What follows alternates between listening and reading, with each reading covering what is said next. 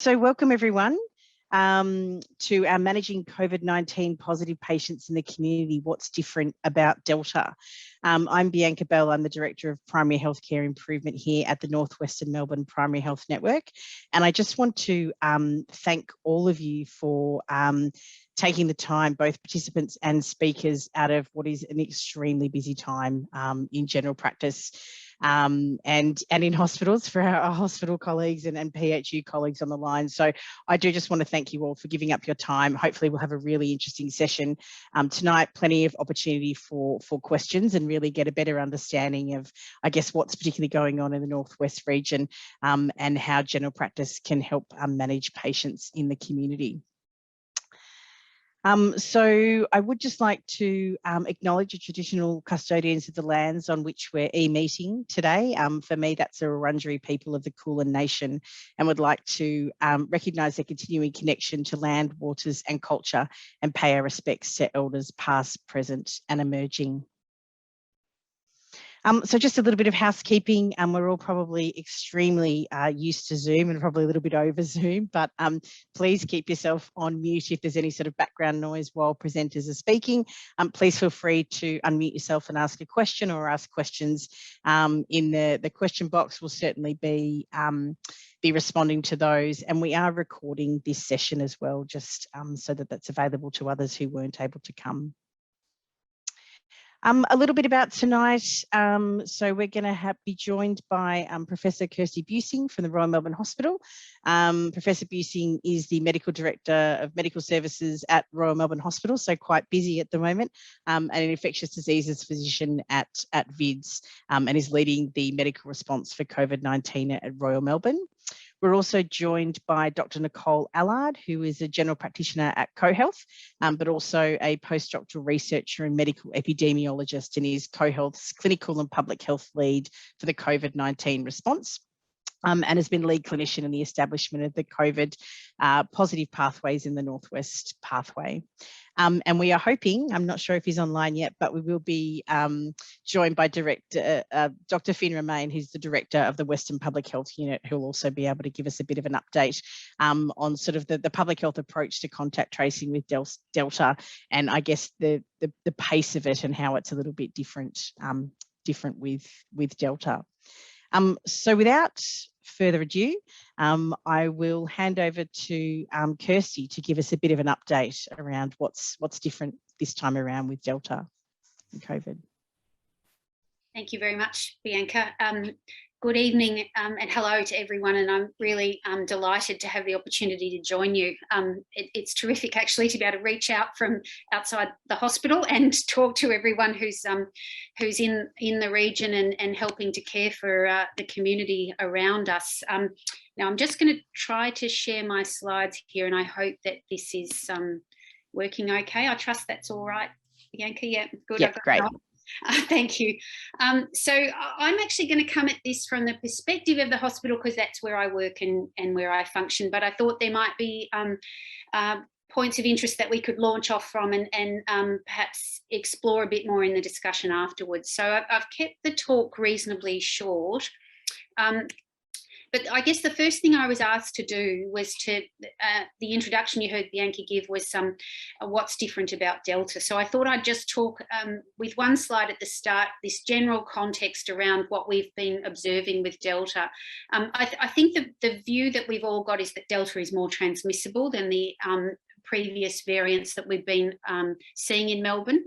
We're well aware that there appears to be a higher viral load of shed virus from people who are infected, and that the viral shedding starts more quickly after exposure. And we're hearing that the median incubation, really the time from symptoms to transmitting, the time from infection to actually developing symptoms is about 3 days, and that by the time somebody becomes symptomatic, they've usually onward transmitted already. So it has this pre-symptomatic or asymptomatic spread that we know happened with previous variants too, but it's happening more quickly, so that by the time someone's diagnosed or recognised, they've usually infected a number of other people. What's different about Delta, what's different about 2021 is that we've got vaccination, and we're seeing COVID-19 in vaccinated people now, and I think it's really evident to us all that vaccinated people are experiencing a milder illness, and that some of the emerging data that we're seeing from some of the cohort studies are reporting that vaccinated people, the most common symptoms they will experience are more like an upper respiratory tract infection, so a runny nose, a sneeze, a sore throat. The unvaccinated people... typically vaccinated people are just getting a mild head cold. Sorry, who's speaking? I wonder if somebody could put themselves on mute. So unvaccinated people are still experiencing the very severe illness that we've been seeing from last year. So that they're more likely to get the fevers, cough and breathlessness, and they're getting sicker much quicker. Vaccinated people clearly can still become very unwell. No vaccine is perfect. It is possible to get severe illness if you're vaccinated, but it's much rarer. And you would all be very familiar with the international data that are saying that around 97% of hospitalised people in the US are unvaccinated, and unvaccinated includes partially vaccinated, I would point out as well. So the hospital experience. So I thought I'd start back with a picture from 2020, and this was taken from The Age in August, and I guess this would be familiar to all of you, but the active cases were really very much in our catchment, and the more meetings I went to with colleagues from around town, it was becoming more and more evident that we were largely experiencing what I call a tale of two cities. I think the Northwest region was having a very different experience with COVID-19 than what the rest of Melbourne was. And to some extent, it's playing out in a similar way this year. The western suburbs initially, and now it's moving up across toward the northern suburbs.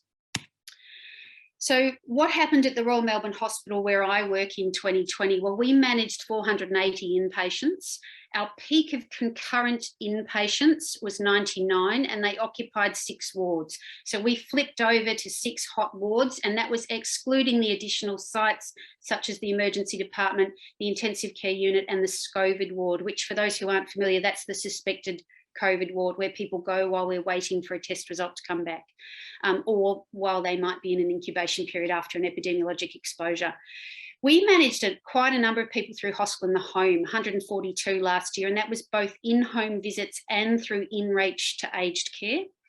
47 of our inpatients required care in the intensive care unit, so it was around 11%, and our overall mortality for the year was 24% for our COVID positive patients, and it was very heavily skewed to the elderly. So you can see if you got admitted to hospital and you were aged over 80, there was a 50% chance of death in that group. We saw no deaths in the under 50 age group. The experience in 2020 was really 2 very distinct waves, as you will all know. Wave 1, we saw at the Royal Melbourne 31 patients, and more than half of them were returned travellers. They were young, generally fit people. We managed them in our ID ward, which is our 9 East ward. It's a ward with 15 Class N negative pressure rooms. It's really well equipped, and we've got specially trained infectious diseases nursing team there, and they did a fantastic job. So during that time, they were in the PPE that was recommended at the time, which was only surgical masks. You'll see a photo of the team there with gowns, gloves and eye protection, and we experienced no staff infections during that first wave. But of course, the second wave was really different. It was an older and heavily comorbid group. The median age of our inpatients in that second wave was 73 years. A third of them came from residential aged care, and it was a really rapid influx of patients. We went from a very small number to a large number in the space of sort of 2 weeks. We exceeded our negative pressure room capacity really quickly, and as I've said to you, we moved from that specialist ward out to 6 other wards.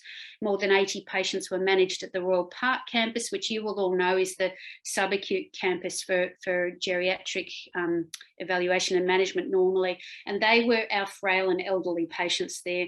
There was a lot of palliative care, so our medical team said they saw more deaths in sort of a 2-week spell there than they would ordinarily see in a whole year. It was hard going, it was hard work, emotionally draining, physically draining. And there's some photographs of our team in the ward at the time. The management overall, we had an embedded team COVID in each of the wards, and it consisted of a consultant, registrar and resident. And as the second wave progressed, there were new therapies that became available. Many of you will know about the intravenous antiviral remdesivir, which we started using. We also had that excellent data from the recovery trial about dexamethasone, and we were able to get that going during the second wave. Importantly, we saw lots of complications related to dexamethasone. So perhaps related to the fact that these were elderly and comorbid patients, we saw a lot of hypoglycemia needing insulin infusions and other things, and a lot of delirium that made it quite difficult for our nursing team. We did have incursions, so outbreaks of infection from unrecognised patients. It happened 3 times on 3 different wards, but they were rapidly contained. And testing capacity was a really major issue that we struggled with a lot. We have a fantastic microbiology lab, many of you may well have utilised, but we had shortages of swabs, we had shortages of testing reagents. Our turnaround times were really impacted by different policies that were coming out about lots of different testing that was required. So that was a real juggle for us at the time. If you read the papers or talk to colleagues, you will know we had a lot of staff infections, and this was probably the toughest thing about last year. So large numbers, we had 271 of our own staff who became infected. When this started to happen at the start of the second wave, we rapidly switched to N95 masks. That was ahead of national guidance at the time. And our very quick observation were these were our most experienced staff getting infected. There was a narrative going around that infections were happening because there were inexperienced staff. That absolutely was not the case with what was going on here. These were real experts who were unfortunately becoming infected. And it really drilled down to us that this was probably aerosol spread. We have subsequently done some really extensive genomic epidemiologic work, and we've understood that there were 20 separate strains that came through in the space of 4 weeks, causing staff infections. 4 of the strains were linked to residential aged care home patients who may well have been sources that onward transmitted. But as you can see, there were 16 that were coming from all different other sources in the hospital. There was a very large outbreak at Royal Park that unfortunately was probably introduced from a staff member, and many patients became infected while there, which was an awful tragedy, and it led to the closure of the Royal Park campus, as many of you will know. I can't overstate the impact this had on our staff. Staff wellbeing and the psychological impact has been significant and is ongoing. The impacts for those people at home and us needing to arrange alternative accommodation for them and to help them manage the risks to their own families were significant. And we have a long COVID clinic at the moment that manages both patients, but importantly also our staff who've had consequences of their infection. Wave 3 this year, 2021, of course, it's the Delta variant. Currently at the Royal Melbourne, we've just passed 100 inpatients that we've managed so far since July. This is very different. They are young patients. They are almost all aged between 20 and 45. They are all unvaccinated, and that's including people who've only recently had first doses. We have noticed a very high ICU admission rate. So with last year, I understand that the data were 0.5% of people needed ICU admission. We're running at 2% and needing ICU admission. And the rate in Victoria, as I understand it, is around 8% overall and needing admission to hospital, and as I've stated, about 2% ICU.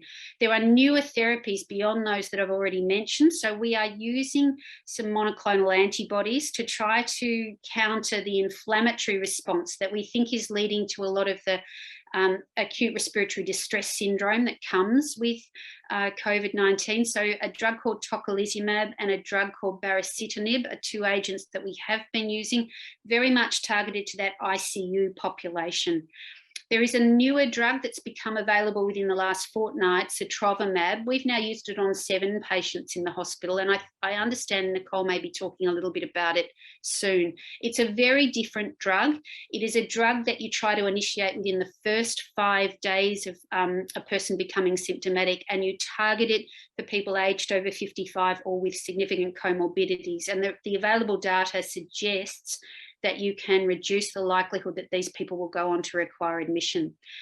There are practical issues with working out how to deliver it. And I think there's a model of care just being established in our region that you'll probably hear about in a minute. We're thrilled that of these 100 patients, there's been no deaths so far, and we're thrilled that there's been no staff infections on the hot wards. So that's fantastic news. The structures and models of care are different in 2021. So many of you will know that there is now a streaming hospital model, that patients are preferentially sent to the Royal Melbourne Hospital, the Alfred and Box Hill, and I think about 3 weeks ago, the Northern came on board. There are separate streaming models for paediatric and obstetric patients. This sort of worked. I will say initially, I suppose it worked when our patient numbers were low, but it's not working at the moment, if I'm completely frank with you. And there's a strong push for us to load share, because we're really overloading those streaming hospitals. This year, the COVID positive pathway has matured, and you're going to hear a little bit more about how that is operating. And this year, we've got the local public health units, which we didn't have last year. And I think Finn's going to talk to you about that. But the one in our region is the Western Public Health Unit, as you know. There's the Northeastern and the Southeastern as well. I've got some data what's going on today. So the Royal Melbourne Hospital's COVID positive pathway catchment, the data that came to me was we were running at about 740 patients in our catchment. The Northern is the next one behind us, that's roughly at 500. You can see there's a big difference between the Northwest and what's happening in the other regions. The Royal Melbourne Hospital today, we've got 28 COVID positive patients in the wards, and they're spread across 2 wards, 2 hot wards. Our ICU has an additional 13 patients. We have now moved to what's called a pandemic mode. So those of you who have visited that hospital might be aware that there are 4 pods in our ICU. 2 of them are now switched over to COVID care. And we've got an additional 61 in Hythe in our catchment. Some of the big issues that I'm dealing with at the moment at a hospital level, and I think will impact, and it's important for people in the community around us to be mindful of, that all of this streaming is clearly compromising our ability to provide non-COVID care. So RMH runs a number of statewide services, you all know, things like allogeneic bone marrow transplant, things like endovascular clot retrieval for strokes, things like trauma services. We're really struggling to maintain those services, and we're struggling with these things like renal transplants at the moment. Our non-COVID ICU capacity has been halved, and we're really having to think very hard and sort of move off site some of the major surgery that's happening. So this is in evolution at the moment, but it's causing major challenges for us. Just see if I can move on.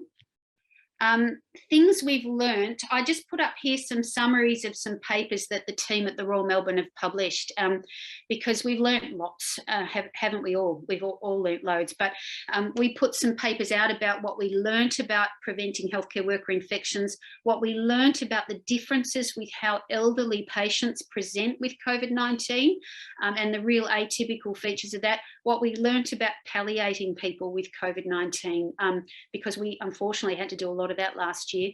And this recent one from the MJA Insight is really around some of the more structural issues with and operational issues at the hospital with trying to minimise this terrible problem of in-hospital transmission. So things we've learned. Vaccination, I think we all agree, should prevent severe disease in the vast majority of people, but it won't prevent infection. And that's where this challenge around furlough of staff is really impacting us in the hospital setting. And I think we're tweaking our settings around that. Aerosol transmission is the really biggest thing that we've learnt. And at the hospital, if you walked in right now, our staff are all in N95 masks and face shields at all times, everywhere in the clinical space, and all our staff are fit tested. We are caring for patients in Class N negative pressure rooms as a priority. Of course, when the numbers are high, we don't have enough. And so we move out to single rooms with doors, and we put portable air cleaners in them, and we physically space our patients out. We're also using personal ventilation hoods to try and minimise aerosol transmission. We've now got a high throughput microbiology lab, and that's facilitating really extensive testing, and we're doing quite a lot of surveillance testing. So every patient getting admitted to the hospital is being tested. All of the elective surgical procedures, patients are being tested, and staff who work on COVID and SCOVID wards are being tested regularly. Workforce is and will continue to be our most significant issue that we're grappling with. Our staff wellbeing is an ongoing challenge. Our staff are pretty burnt out, and we're only at the start of what looks like an exponential curve this year. We've got people leaving the profession. We're needing to look for alternative workforces.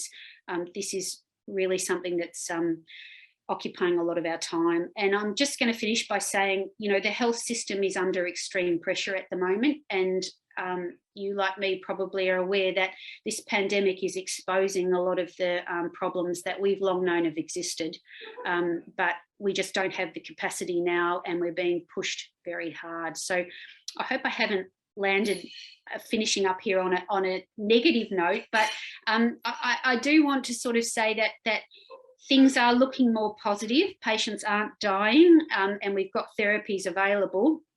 But what worries me most at the moment is maintaining our workforce and being able to cope with what's heading our way, looking at what's happening in New South Wales and understanding that we're probably about 6 weeks behind that. So I might stop there, Bianca, if that's okay with you. Yeah, thanks so much, Kirsty. We've got some questions coming in, but we're going to do a little bit of a flip around of the agenda because we do have Finn Rahman with us, and he can't stay for that long. But I do just want to thank you for giving up your time to present. It's a pretty stark picture when you listen to your presentation, and I think certainly what we're hearing from general practice and workforce in the community, that sort of burnt out sort of feeling and being completely overwhelmed is certainly shared by colleagues in the community. So we're just going to flip the agenda and have Finn. So invite you to unmute. I'm not sure if I can see you on the screen there. Finn, there you are.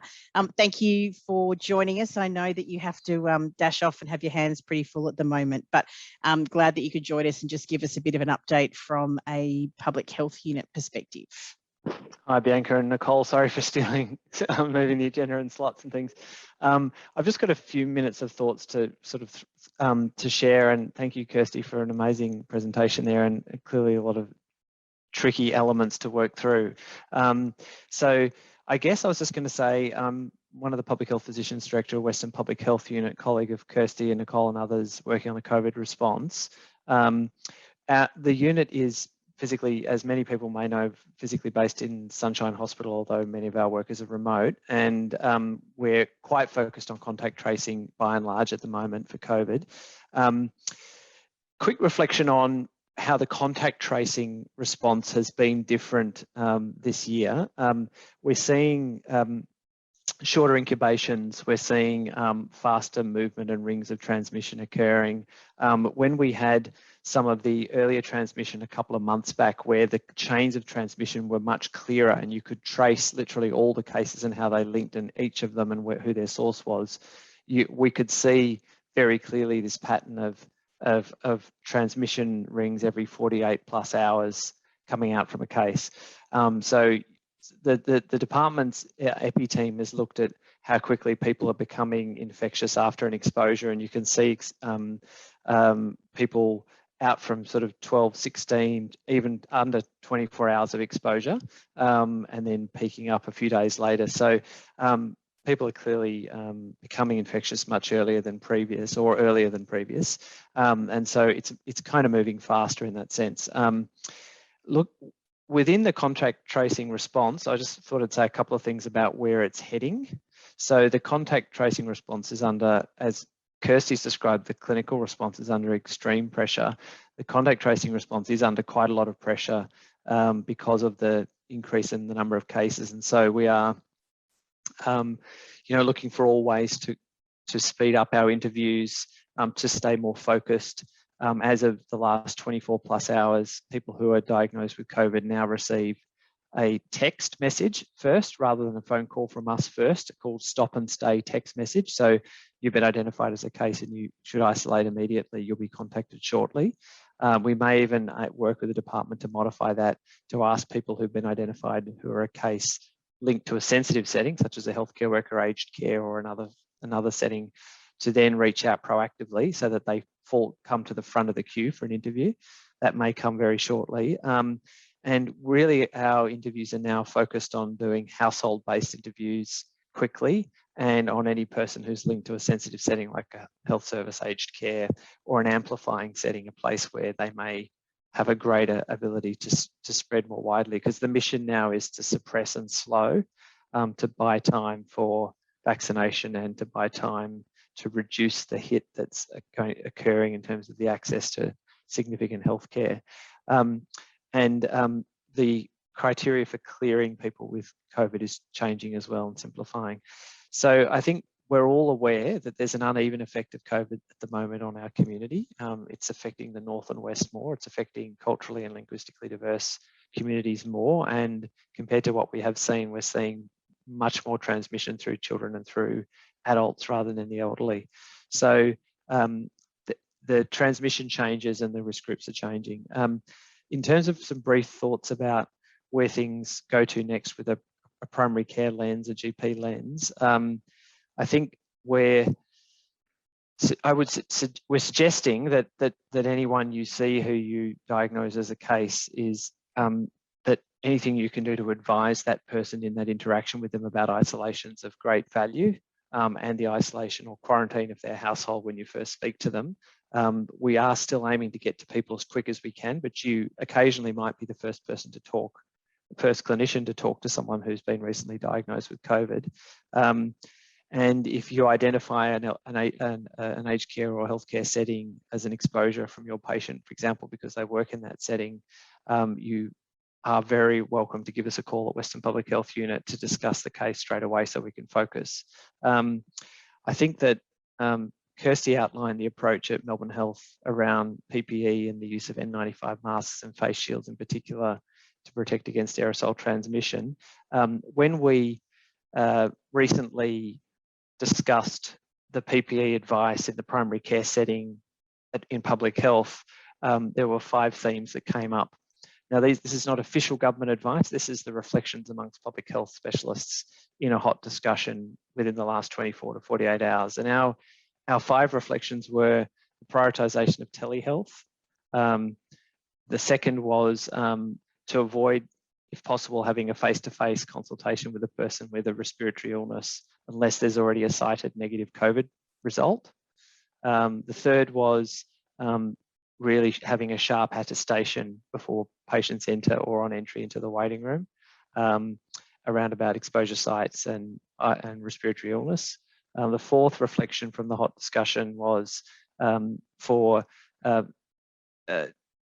that once you've triaged a patient with an ILI or an influenza-like illness or a respiratory illness and know they've got a negative test, then a surgical mask and eye protection seems reasonable. But if a patient has not had a negative COVID test, it is preferable to see that person in an N95 and eye protection and add a gown if you have close contact. So that was just a reflection from, I'm very interested, Kirsty, if you and Nicole, how you feel about those thoughts. But that's our thinking about, because what we're noting is that patients are presenting to general practice with a respiratory illness without having a COVID test and thinking that's okay. We need people to get a COVID test before they come to visit you and come sit in your waiting room and see your staff. And we need people who have a respiratory illness to get a COVID test as a priority. We are seeing cases amongst people who, particularly in the West, who have seen their GP and not had a COVID test even after a respiratory illness is discussed with their GP. So we do have to get back to trying to get COVID negative tests on respiratory illness and ILI prior to that person getting through your front door, if we can, to protect you, prevent furlough and quarantine of your staff, and protect the system and others in the waiting room. So those were I thought it was very interesting to share those hot observations from our conversation amongst public health specialists recently as today on those topics, Bianca. Other than that, vaccination and testing quickly. Back to you. Oh, sorry, I was just going to ask on that. Do you think that there's going to be, you said obviously that's from public health physicians having a discussion, but do you think that that will be reflected in some guidelines from the department around those sort of 5 takeaways? What we'd like to do is talk to colleagues at the department about what guidance is sitting out there that's applicable to primary care and how we might work with Commonwealth and RACGP and other providers and PHNs around what advice is sitting out there. So that after our discussion today, we were going to come and work with you about what's practical, sensible, resourceable and helpful to general practice in terms of guidance. But clearly there are a lot of sources of guidance to general practice about appropriate PPE from a national perspective and a state perspective. So we want to just come back and engage with those potential sources. But I think those principles of people being tested before they come through the door and definitely tested with a respiratory illness if they come through the door and then starting to be very cautious about a person with a respiratory illness that's not proven to be COVID negative and ideally reaching for an N95 and a face shield is a wise course of action. So I know that you have to head off, but I just have a couple of questions that I might direct to you that are just in relation to exactly what you were just talking about. There's a question here around, I heard Melbourne's rate of growth is higher than that of Sydney's at the same time in their outbreak. And do we understand what's driving that? It's a complicated question. I don't have the answer's complicated, and the truth of the matter is tricky. The ascertainment of cases is probably pretty good in Victoria, but it may be half of what's truly out there or less. So look, there's clearly still movement of people. There's clearly still mixing of people and contact. There's a really large household attack rate that drives a lot of COVID numbers. And there's transmission in essential settings still, where people are attending for essential work. So we are going to see an increase in cases, and it is going to increase over time, and we're going to have to adjust our response and target our vaccination efforts. Are we the equivalent of New South Wales? I'm not sure, is the honest answer, but I can come back with a bit more thought on the equivalent comparisons. I think there's a tougher and more appropriately effective regime in place than earlier, and we're holding it down. So we're doing all we can. Great. And there's just another couple of questions that are very much related, but talking about exactly that around PPE usage in general practice. So if we see a patient in a respiratory clinic with full PPE, will we have to stay at home for 14 days? Which links in with those guidelines you were talking about. So there's a lot of conversations happening about exposures in healthcare settings and whether it's appropriate to have a modified approach for a person who's not particularly likely to be particularly infectious if a first round of testing at day 5 finds no transmission, because so there's options up the sleeve, so to speak, for managing a healthcare worker cohort that's been exposed to a person who's infectious, if all the circumstances pan out the right way. But broadly speaking, if you come face to face with a properly infectious person who's confirmed to have COVID Delta strain, and you're not equipped with an N95 and a face shield, you're generally going to end up being quarantined.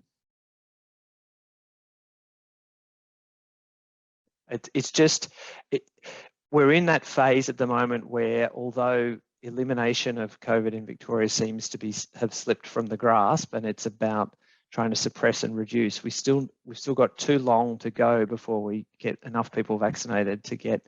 It's crucial still for us to take all the steps we can to try and slow the rate of growth. So that will include quarantining, fairly assertive quarantine regimes in healthcare provision settings, including general practice at the moment, if people have come face to face in anything less than a tier 3 PPE in most circumstances. I think, Kirsty, I don't know if your experience reflects that as well, but that's our sense of things at the moment. Yeah, N95s are saving people from furlough. That's really what's working for the hospitals. And anything less than that, I think Finn would be very familiar. There's a different furlough matrix that we're working with in hospitals to try to think through, can we avoid the furlough, and are there other ways to manage it? But it's an evolving space, I guess I'd say. And really the one thing that saves you is the N95.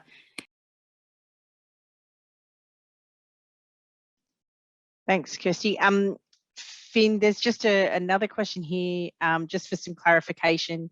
It seems that only tier 3 to 3/4 PPE is adequate to prevent having to isolate for 14 days, even if a receptionist behind perspex in face shield and surgical mask. Does that sort of match? Sorry, I know we're getting into the nitty-gritty for guideline. Well, yeah, I mean, it is what we just talked about. So like things are moving fast, and we need to adjust our guidelines and our approach accordingly to protect people.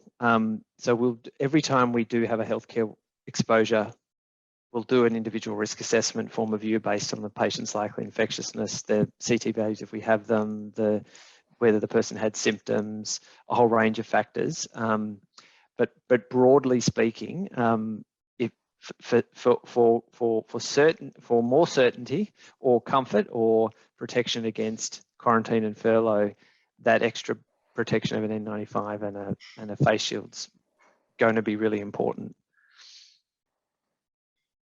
Okay, thanks. And I think it's just worth mentioning there's a couple of comments.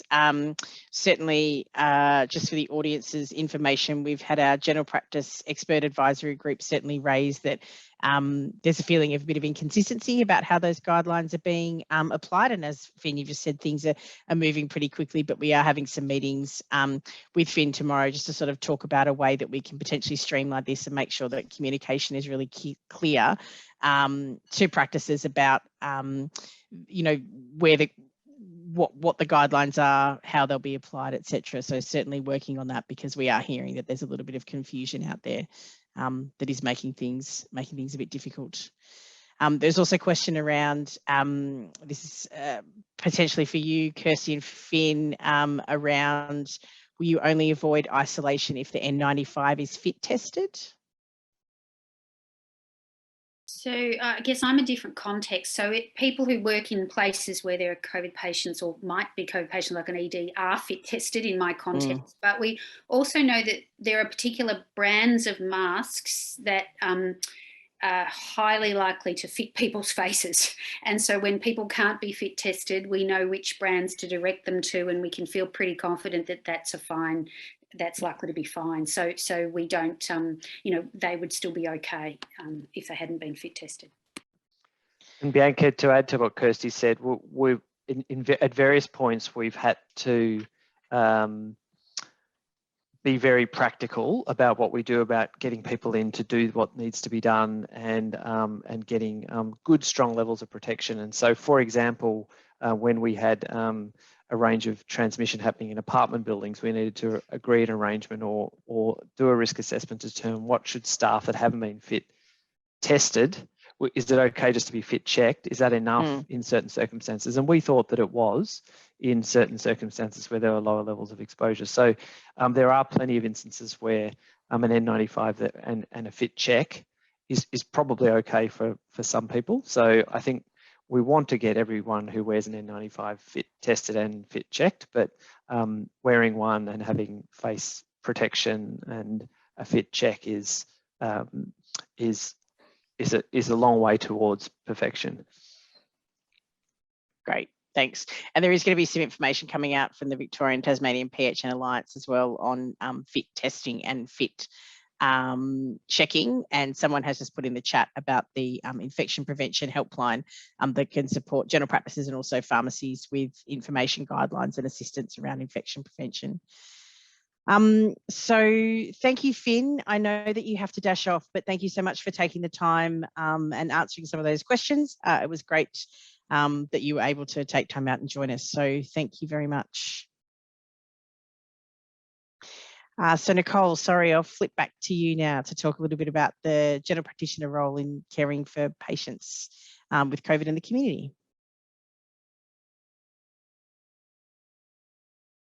Thanks, Bianca. Hello, everyone. Thanks for joining this evening. And There's a few other questions that are going down in the chat, especially about where GPs can get fit checks. So maybe it's about actually understanding which of those, which of the masks are better for fit testing is probably more important, I would imagine. Would you say? Because I can't imagine we're all going to be able to be fit tested. Thank you everyone for your patience. So a lot of you will be familiar with COVID positive pathways. I think pathways has been like a true collaboration, and it's been something that came out of the TAS response last year, but has really become its own. Really, seriously, my tech, I'm normally quite good at tech, and this is just having one of those days. Okay, so it came out of the idea that people with COVID needed care, which I think is still true. If we just go to the next slide, it's actually the mirror slide of Kirsty's slide from last year, which is just showing us that it's going off in our region. So the scale, that's from last night, from the DHS website, active cases per 100,000 residents. And basically the highest concentration of cases are in Hume and Hobson's Bay at the moment. And there was a question asked about, whether our rate of growth is greater than Sydney. It's also about what was their case detection like. Were they getting all their cases? And I would suggest they probably weren't. But also we're seeing these really large households, and we're seeing basically close to 100% attack rate in the households. Next slide. And I think it's just really good. This is just active cases, again, which are predominantly in our area, and just looking at them by age and by sex. So basically very similar among men and women, and basically it's a big, it's basically below 40. So it's young people who are getting it. And we talk about it being an epidemic of the unvaccinated, but I think we should also fairly say that it's an epidemic of the people who have been ineligible for vaccine and are unvaccinated. So it's not like a whole lot of people could have had vaccine prior to this takeoff. Of course, they could have all gone and had AstraZeneca, that is true. However, it's not like everyone was eligible. And you hear again and again when you ring patients in pathways, I had my vaccine booked for next weekend, or I had my first dose of vaccine and then I started to get sick.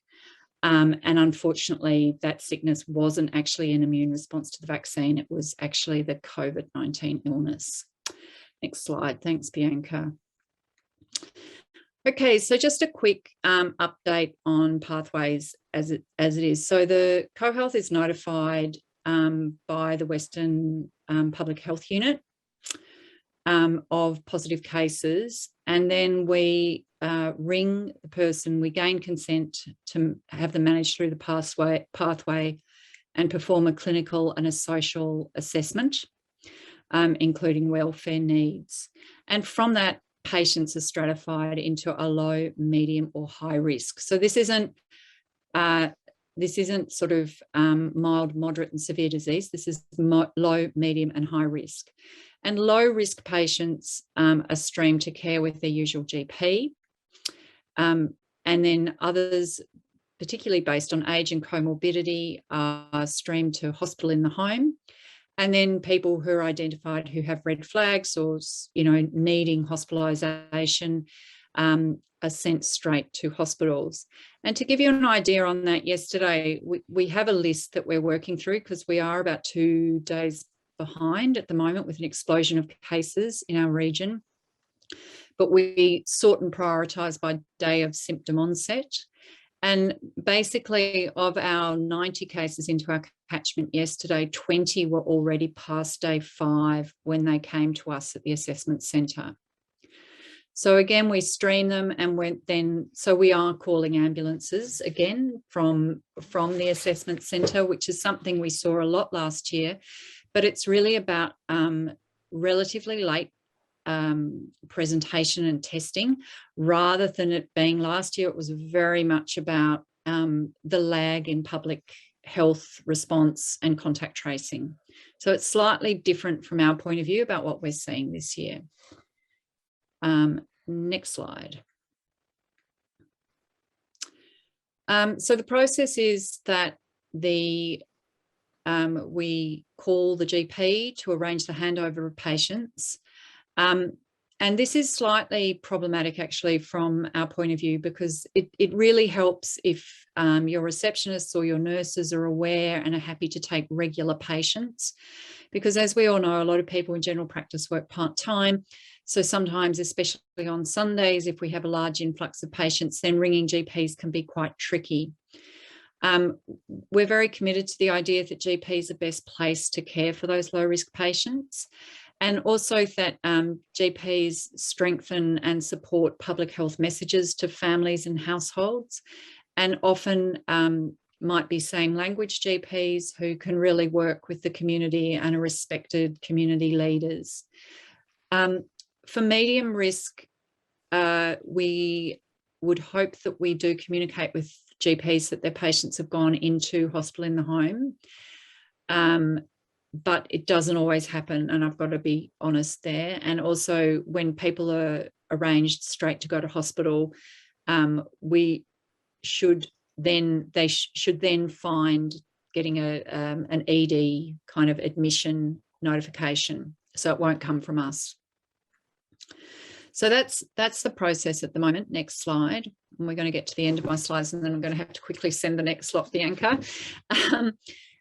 And I guess the expectation is days 1 to 4 that you make contact with the patient at least once. So this is day of symptom onset. And when we talk about symptom onset, it's anything from the scratchy throat, the runny nose, the loss of taste or smell. Sometimes people start with a fever. Sometimes people start with a severe headache. So any of those symptoms, those mild early symptoms, are the first day of symptom onset. In reality, most of you are rarely going to get a chance to see someone before day 4 if you haven't diagnosed them and notified them yourselves. From day 5 until the resolution of symptoms, we're asking GPs to contact patients at least every 2 days. If you choose to contact them more often, that is also your prerogative, and depending on your understanding and everything, I think that's really important. And we are asking that you do fill out the red cap surveys, because we're required to report back to the department the symptom monitoring of active patients. And I'll talk a little bit about, as we scale, which is kind of like heading in the similar direction to New South Wales, what we're going to have to do to modify some of that. And we see that there is a burden. For GPs who have received these reminders, they do come by email, but can I also point out they can come by SMS? And actually, I found when I was monitoring patients in the pathway, it was actually easier to have them by SMS, but it depends obviously on your practice. It depends on your, your email systems, whether you're using your personal email, whether your practice has an email. If they're going to that sort of central practice email, sometimes that can be a little bit problematic. And Bianca might talk to that when I load up my next lot of slides in a minute. Next slide, Bianca. And the clinical assessment of someone with COVID. So obviously in general practice, most of the time, unless that person is in HIF, or unless that person, sorry, not that person is in HIF, but someone in their family is in HIF, most of the time we are assessing them without having oxygen saturation as a tool. And so shortness of breath is important, but people can be very fatigued and not be short of breath. And have quite low oxygen. So it is important to ask people particularly about whether they're able to get out of bed, whether they've managed to have a shower, how they're feeling. That comparison between today and yesterday is very important. And we're also seeing, and I'd be interested in Kirsty's point of view, but we've seen quite a lot of gastric symptoms associated with this time around. So, you know, are people eating, nausea, vomiting, diarrhea, also important because people are getting quite dehydrated. So it's the more patients you have, the more, I guess, you get used to asking all these questions, you have an idea. And I think we've got to remember that our jobs as GPs is if we think someone needs either escalation into HIF or a chest X-ray in an ED and we arrange it, we won't always have those people admitted, but we're trying to mitigate against someone getting really sick very quickly at home. Next slide. Hopefully there is a next slide. And just to remind you about the red flags, this comes from Health Pathways. So new or increasing shortness of breath, chest pain, syncope, altered mental state. I think this one, severe weakness or lethargy. So really that I can't get out of bed, or I had a guy the other day who said, I went out to my car this morning because the public health unit wanted to ask me all the questions. I haven't been able to walk in from my car back into my house. You know, he was someone who was really feeling weak and lethargic.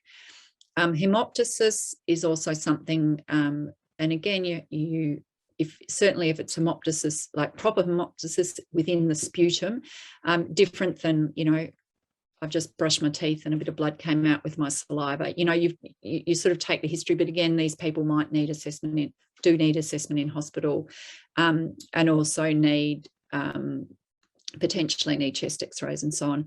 And consistently missing meals, that actually comes from a study in the UK which looked at outcomes, and consistently missing meals, which means sort of consecutive days, was associated with a greater rate of hospitalisation and intensive care admission. So we also think that's an important thing to look out for.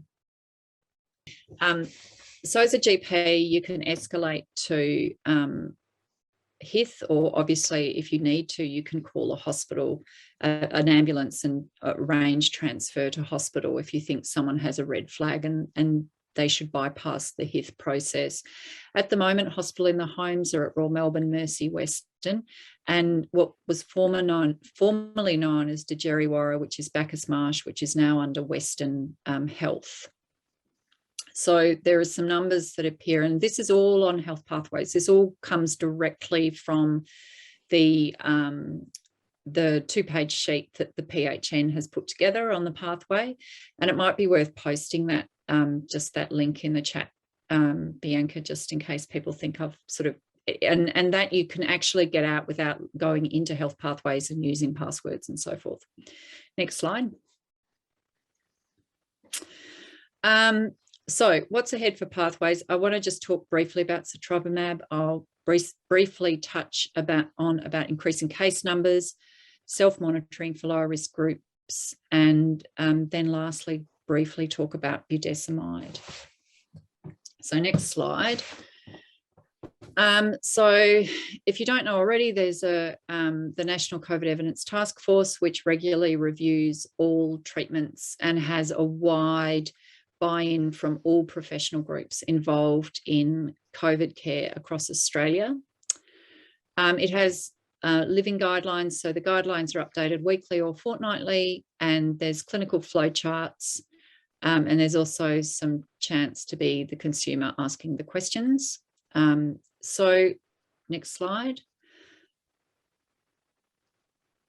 So travermab is a monoclonal antibody, and it's can be used in COVID, but it has to be done within 5 days of symptom onset in unvaccinated adults who have one or more risk factors for progression.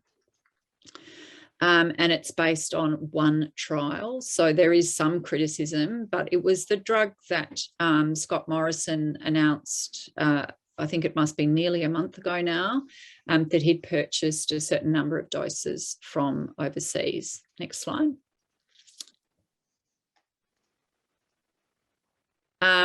And the indications in the national guidelines at the moment include comorbidities that are associated with the increased risk of severe disease. And you'll notice that BMI greater than 30 is in there, which, you know, does actually capture quite a large amount of the population.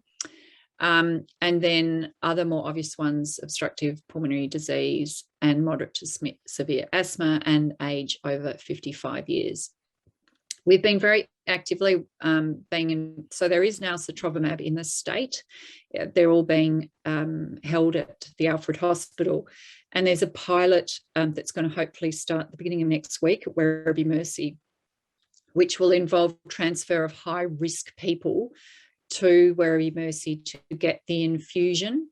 They need about 2 hours of, infusion plus observation and then discharge. And that will be using non-acute patient transport services. So ambulance, but not the sort of acute ambulances. I think the reason it's really important for GPs to understand out there is if you are doing COVID testing, you might be the first person to know that your patient has potential to get travermab. And by the time it goes through public health and then comes to us in pathways, we might have missed that day 5. So when we will update health pathways as soon as we know what the process is going to be, but it's being worked out this week, basically. Next slide. Sorry. Okay, so increasing case numbers. Here we go. Here's our last 30 days, way back at the beginning of August, where we were all sort of booked a restaurant and thought we were out of it.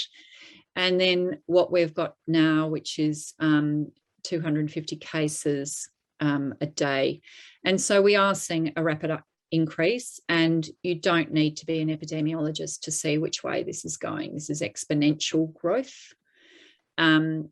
And while we're slowing it, and it's sort of like holding the reins on a bolting horse, I think would be the way to say we've just got hold of the reins.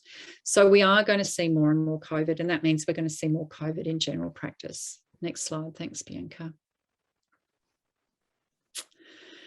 As we do see more, we're going to have to shift in pathways. So once we get to the stage, we've had a rapid upscale in our capacity, but I think that the load sharing for mild disease has to be across the community, and the community is everyone in primary care. So, for example, if you do know one of your patients positive, you don't have to wait to be notified by the pathway to give them a ring and say, hey, I could look after you, or I could get you off to HIF. So there's no need to wait for the system. If you think you're ahead of the system, then go ahead and provide that care as you think is appropriate. And I think there'll be another big push for notifications to come to GPs.